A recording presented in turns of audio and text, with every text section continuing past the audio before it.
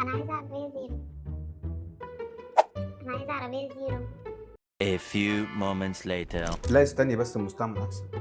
انا بدور على راحه البال على فكره. وانا بدور على راحه الجيب على فكره. انا عايزه عربيه كده قدها بيها. وانا عايز عربيه تمشي حتى لو بتنهج. احنا هنجيب زيرو. لا هنجيب مستعمل. زيرو. لا مستعمل.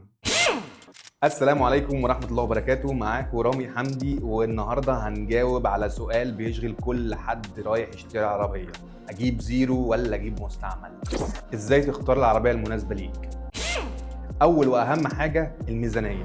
لو عايز عربيه صغيره وموفره هتروح لعربيه بسعه موتور قليله وصيانتها هتكون سهله. لو بتدور على شكل كويس وامكانيات معقوله يبقى العربيه المتوسطه هي الانسب.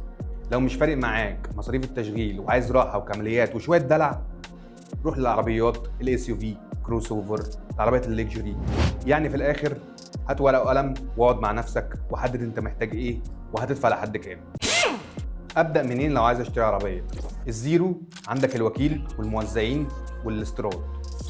المستعمل يا اما معرفه شخصيه يا اما معارض موثوقه او حتى الابلكيشنز زي كونتاكت كارز، هتلاقي دوبيزل او حتى الماركت بليس.